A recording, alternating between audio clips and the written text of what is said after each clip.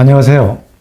오늘은 7공화국이 온다의 저자 김대호 소장의 강의를 들어보도록 하겠습니다.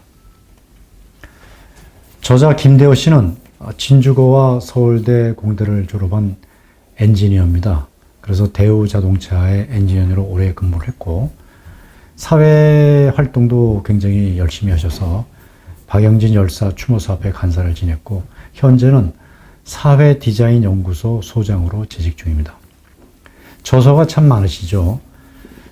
지금 강의하는 7공화국이 온다 외에 대우자동차 못 살리는 나라, 한 386의 사상혁명, 진보와 보수를 넘어 희망한국 프로젝트 등 사회 여러 분야에 대한 의견을 많이 개진하고 있습니다. 7공화국이 온다는 책을 듣기 위해서는 다양한 주제를 좀 미리 공부를 해야 될 것 같습니다. 제가 우선 그 책을 좀 쉽게 이해하고 저자의 강의를 잘 듣기 위해서는 최소한 이 열거 한 5개 정도의 주제는 미리 공부를 하는 게 좋지 않을까 생각합니다. 한국의 공화국, 7공화국이니까 그 전에 공화국이 어떻게 됐는지를 한번 살펴봐야겠죠. 그 다음에 플랫폼이라는 얘기가 많이 나왔는데 국가 플랫폼까지도 나옵니다. 그래서 플랫폼이 뭔지를 이해하고 그 다음에 한국의 최초의 국가 플랫폼인 국가 비전 2030이 무엇인지를 한번 알아보겠습니다. 그리고 한국의 국가 플랫폼은 다른 나라와 비교할 때 아주 동떨어진 갈라파고스와 같다고 얘기를 하고 있는데 그 뿌리 깊은 원인이 어딘지를 한번 살펴보겠습니다. 그리고 이 책에서 중점을 두고 있는 보충성의 원칙, 그것이 국가 권력과 어떻게 차이 있는지 한번 비교해 보겠습니다. 한국의 공화국 변천사는 1948년 1공화국이 설립된 이후로 현재 6공화국을 하고 있죠. 1공화국 때는 대통령 중심제였죠. 미국식을 그대로 따랐습니다. 이때는 한국이라는 나라가 워낙 경제가 미약해서 통계도 없었고 한미 원조협정에 따른 근근히 살아가는 나라였죠. 2공화국은 4.19 혁명으로 촉발된 내각제 중심 공화국입니다. 그리고 3공화국은 5.16으로 된 대통령제였고요. 4공화국은 1971년 2년 유신헌법에 따라서 영도적 대통령제였죠.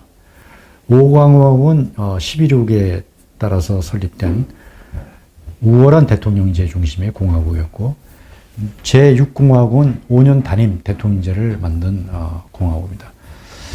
이 1공화국부터 6공화국까지 걸린 시간은 39년입니다. 그리고 현재는 6공화국이 성립된 이후로 33년째가 되죠. 사실 우리나라의 그 1인당 국민소득과 그 수출주도 경제를 한번 비교해 보면 좀 원인을 쉽게 파악할 수 있지 않을까 싶어서 한번 정리를 해봤습니다. 2공화국과 이 6공화국까지는 그 공화국이 바뀔 때마다 1인당 국민소득도 빠른 속도로 늘었고 수출도 굉장히 빠른 속도로 늘었죠. 그런데 현재 5공화국 33년째의 그 경제 규모는 국민소득 3만 불에 수출액이 5천억이 넘어서 세계 9위의 수출 대국이 된 현재인데 이런 수치만 놓고 보면 7공화국이 이제 성립될 때가 되지 않았을까 하는 것을 유추해 볼 수 있습니다. 플랫폼이라는 말이 많이 나옵니다. 이 저자가 특히 플랫폼을 강조하고 있는데 원래 플랫폼은 특정 장치나 시스템을 구성하는 기초 틀이죠. 골격. 자동차의 차대가 대표적인 겁니다. 이 차대가 플랫폼이면 그 위에 제네시스를 만들 수도 있고 티토도 만들 수 있고 메르세데스 벤츠도 만들 수 있습니다. 그런데 최근에 와서 이 플랫폼의 그 개념이 조금씩 상승되었죠. 다른 부품이나 서비스, 소프트웨어와 연계를 도와주는 기반 서비스를 말합니다. 그래서 최근에는 아마존, 애플, 구글, 페이스북처럼 이 플랫폼 기반의 기업들을 플랫폼 제국이라고 부르고 이 기업들이 성장하는 추세죠. 이것을 국가로 이제 확장하면 국가 플랫폼인데 국가 플랫폼은 양쪽에 국제 정치 경제 체제, 유엔이나 WTO 같은 체제가 이제 버티고 있고 오른쪽으로는 우리나라 국가의 제도와 정책이 버티고 있죠. 그리고 플랫폼의 제상위에는 국가 운영 핵심 이념이 있습니다. 소위 말하는 민주주의, 시장 경제 이런 것이 이제 플랫폼의 제일 위에 있고 이것을 받쳐주는 것이 국가 헌법입니다. 그리고 이 정당이라는 것은 각 정당마다 국가 개조의 비전과 전략을 제시하는데 이 제시하는 전략을 정강정책이라는 플랫폼으로 구현을 시킵니다. 그래서 정당의 정강정책 플랫폼은 바로 국가 플랫폼에 연계되어 있는 것이죠. 그래서 이렇게 이해하시면 정치체제도 쉽게 이해할 수 있습니다. 국가비전 2030은 왜 중요하냐면 참여정부의 성장과 복지 이것을 동반성장할 수 있다고 로드맵을 제시했습니다. 그래서 당시 한국 정부 최초의 정책 플랫폼으로 평가됐죠. 이것은 이제 실현시키기 위해서는 1100조 원의 재원이 소요되는 것 때문에 비난을 많이 받았죠. 주요 내용은 2020년대 세계 인류 국가를 도약시키겠다. 1인당 소득을 5만 달러 만들겠다. 삶의 질을 세계 10위로 만들겠다. 복지 분야 재정 비중을 당시 25.2%에서 2030년까지 40%로 늘리겠다. 이런 거였죠. 그래서 사회 각층의 비난을 많이 받았지만 사실은 그 이후 정권에서 무상급식이나 반값 등록금 등으로 매우 많이 현실화됐습니다.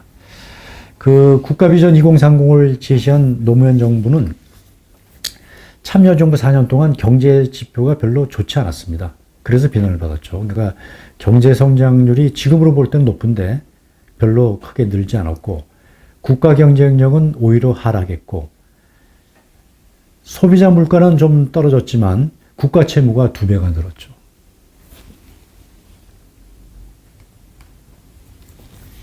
이 한국의 국가 플랫폼을 갈라파고스라고 얘기를 하고 있는데 그 원인을 이제 한번 살펴보겠습니다.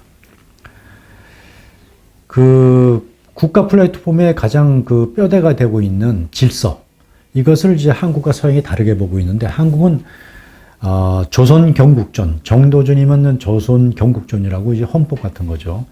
여기서 인치 덕치 예치로서 왕에서 천민까지 규율을 하겠다 이런 것입니다. 그래서 모두가 불편한 거죠. 그래서 이 한국에는 오래된 그 역사적으로 법은 불편하고 속박스러운 것이다. 그리고 지키지 않는 것이 편하다. 그리고 걸리면 운이 없는 것이다. 하는 인식이 깔려 있습니다. 반면 서양은 이제 목동의 반지 사건이죠. 기게스라는 목동이 마법 반지를 발견해서 이제 몰래 폭군 왕을 죽이고 그 나라를 굉장히 부흥시키고 부자 나라로 만듭니다. 이것을 가리켜서 이제 소크라테스 논쟁이 하는데 소크라테스 학파들이 무려 100년에 걸쳐서 논쟁을 합니다. 이것이 어떤 이유로 정당화되느냐. 근데 결론은 들키지 않는다고 정당화될 수 없다. 이것이 서양의 이제 기본 도덕률로 자리 잡았고 올바른 행동이 결국은 사회 전체의 이익이고 이것은 자기 이익이라도 맞아떨어진다. 이것이 이제 소크라테스의 철학의 기초입니다. 그래서 서양의 그 질서라는 것은 법을 지키면 나에게 이익이 되는 것이다. 그리고 위반을 하게 되면 나만이 아니라 타인에게도 손해를 끼치는 것이다. 그래서 굉장히 엄하죠. 법에 대해서 굉장히 엄합니다. 그리고 이제 그 주도층, 소위 국가 플랫폼을 운영하는 주도층이 있는데 한국은 행동하지 않는 도덕적 군자론이 지배했죠. 그러니까 특권만 향유하고 소위 군역도 안 하고 부역도 다 면제받았습니다. 그리고 글로서 모든 걸 지배하는 물력에 의한 권력이었죠. 서양은 애초부터 노빌리스 오빌리제의 솔선수범입니다. 그러니까 전쟁 남은 무조건 귀족이 먼저 참여하죠. 일본도 똑같습니다. 사무라이와 기사. 그래서 참여와 행동으로 리더십을 발휘해야지 그 왕으로서 존재 가치가 있죠. 그리고 이 서양은 무력에 의해서 권력이 창출된다고 믿고 있습니다. 그리고 경제는 국가의 가장 중요한 것이 돈인데 한국은 농번 억상입니다. 그러니까 농업을 장려하고 상인이나 공업을 굉장히 경시했죠. 그래서 공상세를 도입했습니다. 그리고 농민이 되려면 농업 자격증을 줬습니다. 그래서 양반이 일을 못했던 이유가 양반이 농사를 지면 농업 자격증을 받아야 되는데 그럼 양반 가보면 없어지는 겁니다. 반면 서양은 이제 아담 스미스로 정리된 보이지 않는 손해에서 지배된 사회죠. 그러니까 자유, 경쟁, 시장 경제가 사회 질서를 바로잡을 것이다 하는 것이 이제 깔려 있었죠. 그래서 소위 그 국가 플랫폼의 그 한마디로 요약을 하면 한국은 국가주의 플랫폼이죠. 그러니까 국가가 무한 개입하겠다는 거죠. 그래서 모든 구성원들은 국가가 개입해 주기를 원하고 있고 국가는 즐거운 마음으로 개입을 해주는 이런 형태를 띠고 있고 서양은 시장 경제를 중심으로 하고 있기 때문에 개인의 자유에 중점을 두고 있고 모든 그 내전은 개인의 자유 때문에 일어나는 전쟁이죠. 프랑스 혁명 같은 거. 그래서 여기는 사익 추구가 항상 우선에 깔려 있습니다. 다음에 이 책에서 중점을 두고 있는 게 보충성의 원칙입니다. 이 보충성의 원칙은 그 subsidiarity니까 보충한다는 의미로 우리는 해석을 하는데 그 반대입니다. 이 사전의 내용을 보면 행동의 우선권은 언제나 소단위에 있는 것이고 소단위 힘으로 처리할 수 없는 사항에 대해서만 차상급 단위가 보충적으로 개입할 수 있다 이렇게 됩니다. 그러니까 내가 주고 내 위에 있는 조직은 보충적이다 이런 개념이죠. 그래서 한국은 보면 중앙정부는 헌법에 의해서 특정 집단, 그 이익 집단이죠. 정당, 공무원 등이죠. 그 집단의 권리에 대한 국가의 보장, 보호 권한을 확대하고 있습니다. 여기에는 정치 지도자의 정치적 야욕과 이상이 반영되어 있죠. 자기가 다 할 수 있다고 생각하기 때문에 헌법이나 모든 법에 지도자의 의견을 다 넣어놨습니다. 그러다 보니까 지방정부는 중앙정부의 하위 행정기관인 거죠. 그러니까 보충성의 원칙은 없는 겁니다, 한국은. 반면 미국, 스위스 다 동일한데 연방정부는 헌법에서 위임받은 권한에 국한합니다. 그러니까 외교, 국방, 통화 이게 주 업무였죠. 그럼 주정부는 뭐냐? 그러니까 미국을 보면 주정부를 우리가 너무 우습게 보는데 주정부는 연방정부의 권한 그리고 헌법에서 금지한 권한 이외의 모든 권한을 행사합니다. 그러니까 미국 사회에 가보면 주정부가 모든 걸 합니다. 그래서 보충성의 원칙은 바로 이겁니다. 주정부가 다 하고 그걸 못하는 것을 연방정부가 한다. 이게 보충성의 원칙입니다. 그래서 이러한 기본 개념을 가면 이제 7공화국이 어떤 방향으로 가야 될지를 저자의 강의를 들으면서 잘 이해할 수 있을 거라고 생각합니다. 이상 강의를 이제 들어보도록 하겠습니다. 감사합니다.